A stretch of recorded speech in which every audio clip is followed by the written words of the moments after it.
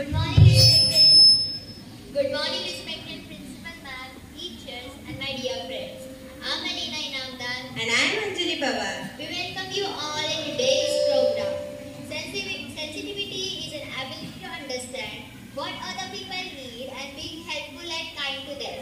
Being sensitive is being kind, caring, able to pick up on the feelings of others, aware of their needs, and behaving in the way that helps them to feel good.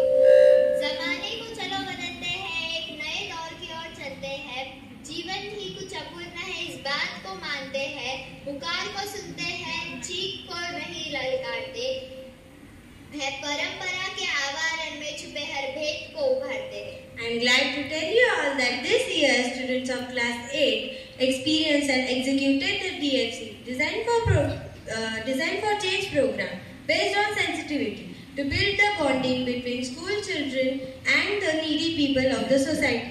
Through this program, teachers organized the learning environment and helped us to adapt teaching approach and to cater for sensitive people. So to introduce you with today's program, I would like to call Ms. Amni Mandlik on the stage.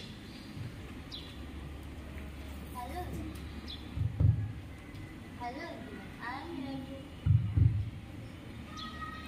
I am here to introduce you to today's program. Firstly, memorable speeches will be delivered in Hindi, English and Marathi.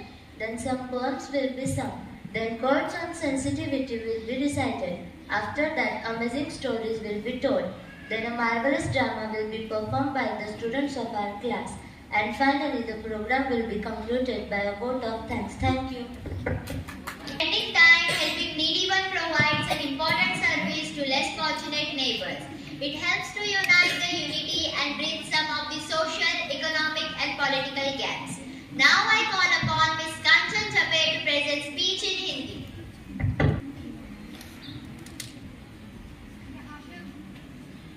मैं यहाँ संवेदनशीलता इस विषय पर अपने विचार प्रकट करने प्रस्तुत हूँ. संवेदनशीलता यानी दूसरों को सुखी देखकर, सुख व दुखी देखकर करुणा अनुभव करना. संवेदनशीलता यह शब्द बहुत मिलकर बना है. संवेदनाशीलता. सम यह उपसर्ग है जिसका अर्थ है समान सा बराबर. वेद का अर्थ है ज्ञान. वेदना का अर्थ है दुख, परंतु सामान्य दुख नहीं, वो दुख जो ज्ञान के प्रकाश की ओर ले जाए. शील का अर्थ है ऐसी मर्यादा जो ज्ञान से उत्पन्न होती है, सामाजिक दबाव से नहीं. सामाजिक दबाव से चरित्र निर्माण किया जा सकता है, शील का निर्माण नहीं. अंत में ता आया है जिसका अर्थ है तोष या तुष्टि. अब यदि इस शब्द को पूरी तरह से समझना हो तो कुछ इस प्रकार समझा जा सकता है. दूसरों के ज्ञान एवं दुख को समान रूप से समझकर शील रूप में व्यवहार करना व तुष्टि का अनुभव करना. यह आवश्यक है कि हम लोगों के लिए यह महत्वपूर्ण मूल्य रखें.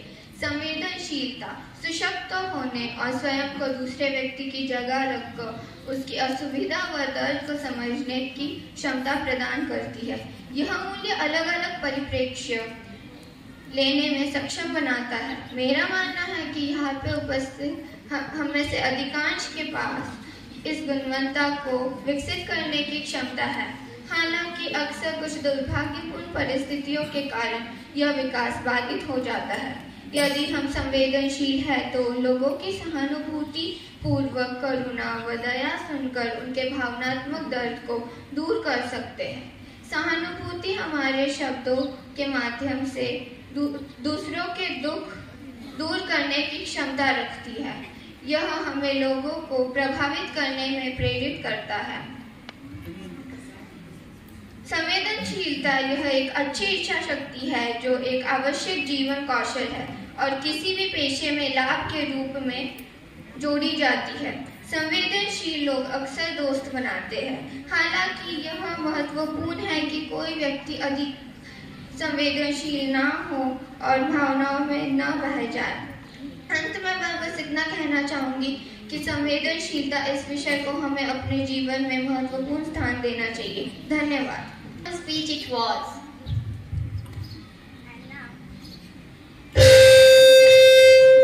Now it's time to listen one more speech in Marathi. So let's welcome Ms. Dibel Khade.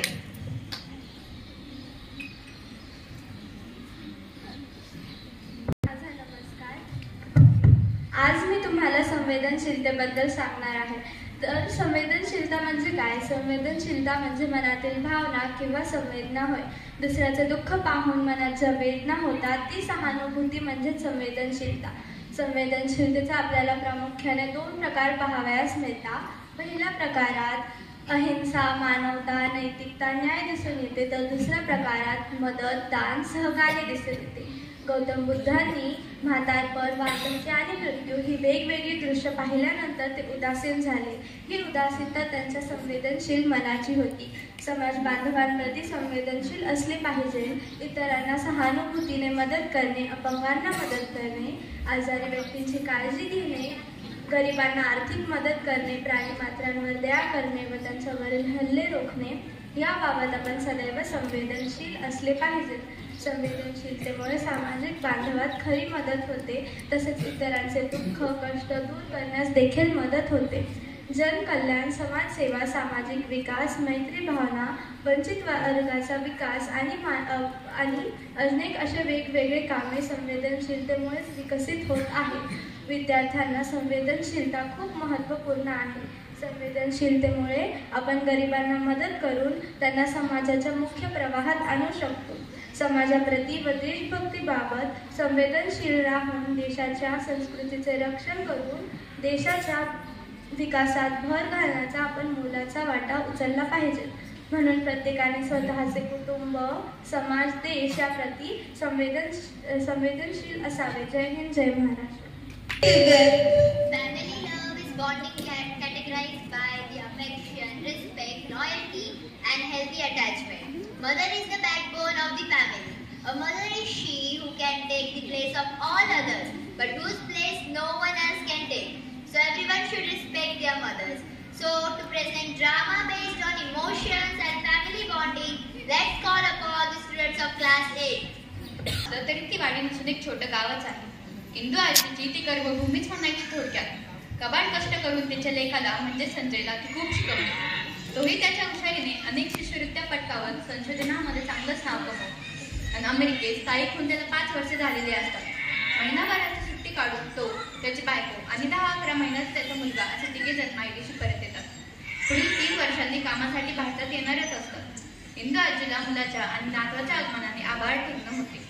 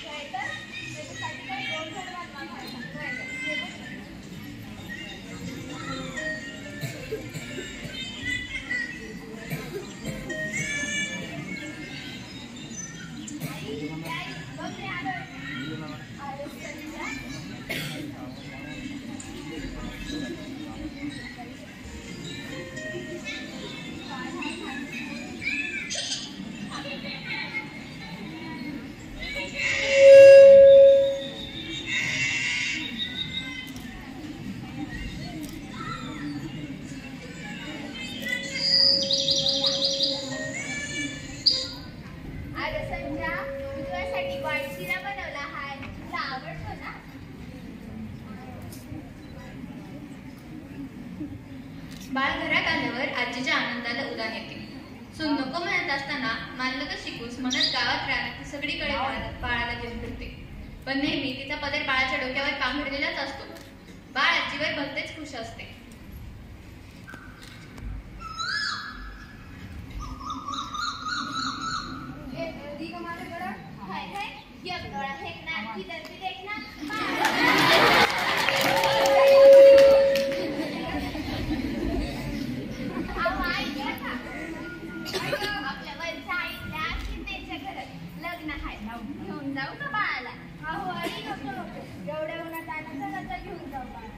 म्हणजे बाळावर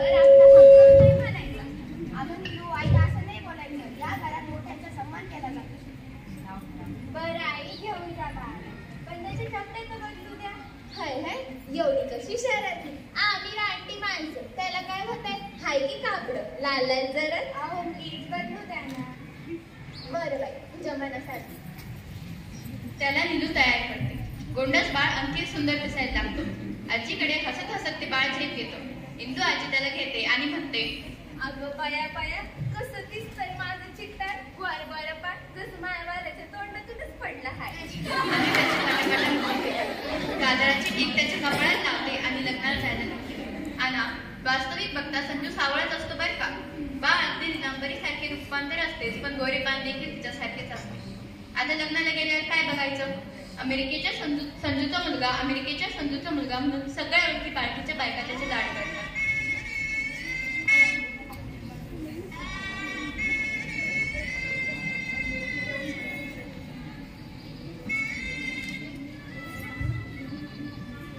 किती गोड बाळ आहे.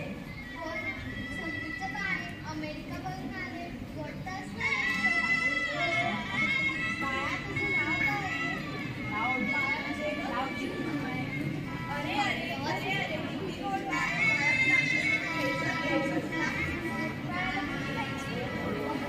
राडे कोणाची नजर नको लागू बाळाला. हे घे, चॉकलेट.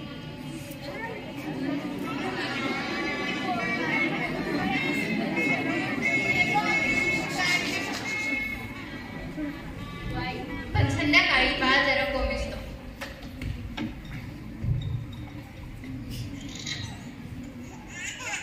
हो बाळाला काय झालं? बाळा रडू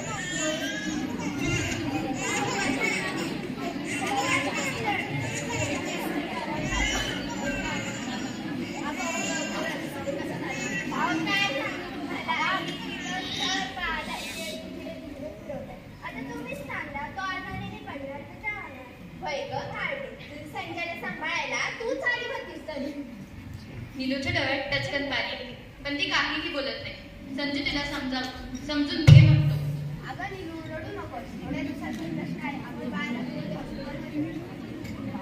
आणि उच्च शिक्षित इंजिनियर असूनही संजयच्या प्रेमाखातर ते सासूला उलट बोलत नाही. दुसऱ्या दिवशी बाळाला तालुक्याच्या गावी हॉस्पिटलला नेल्यावर ऍडमिट करतात.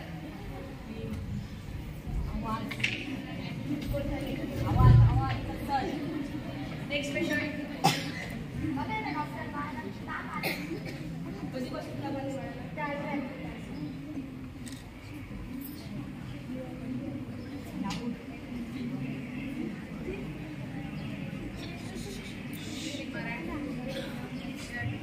बाळाला गॅस्ट्रो झालाय त्याला ऍडमिट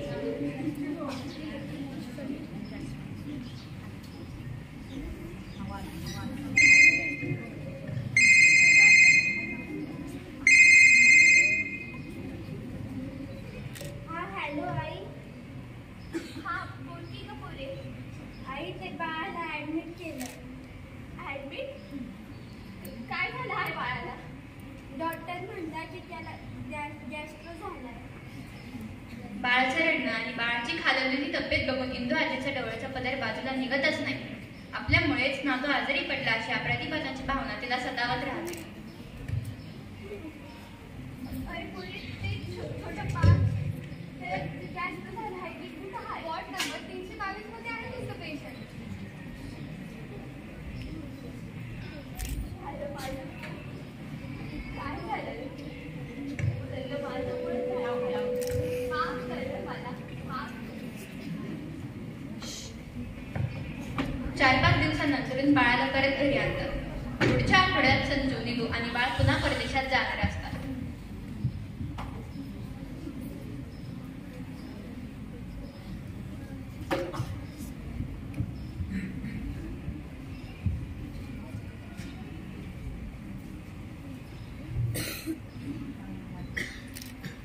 संजूची आई, अगं संजूची आई काय हो? काय करतीया?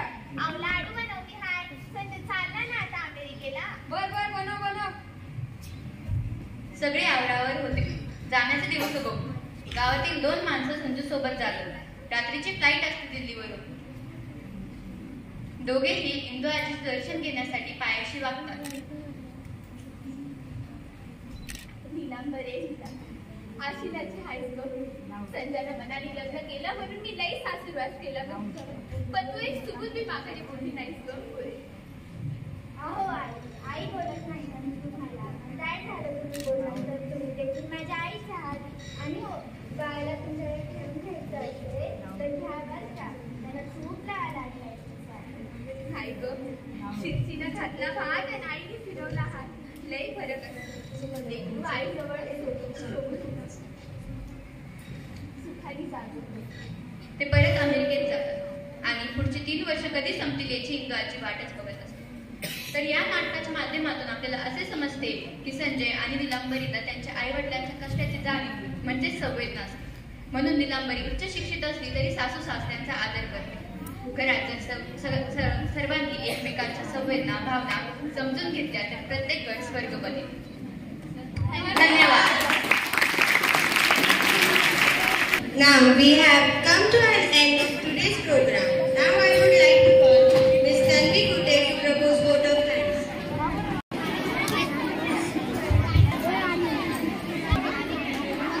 Good morning everyone. I am here to propose vote of thanks. Firstly, I would like to thank respected principal ma'am to give this wonderful opportunity to present this program before you.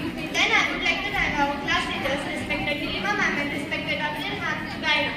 And lastly, I would like to thank you all to listen our program silently and quietly. Once again, thank you.